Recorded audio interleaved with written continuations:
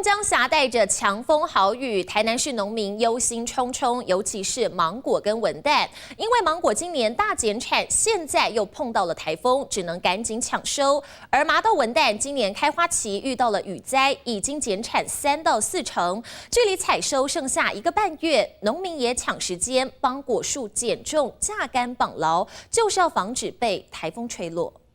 一个月嘛加不完呢。边捡芒果边大喊无奈，台南芒果果农真的很心酸。尼伯特强台要来了，果农几乎全家出动，赶着抢收。来阮这农家人就惨啊，无饭通食啦。今年芒果大减产，现在又碰到台风，但其实芒果是成熟后才能采收，果农动作加快，寻找可以采收的芒果。文旦果农也一样，今年开花期碰到雨灾，减产了3到4成，如今又面临大挑战，一切都只能期盼老天爷能手下留情。现在如果没有采收，台风来一定掉的了。不止果农担心，海边渔村也忧心忡忡。将这缺口先用钢板砖给围起来啦。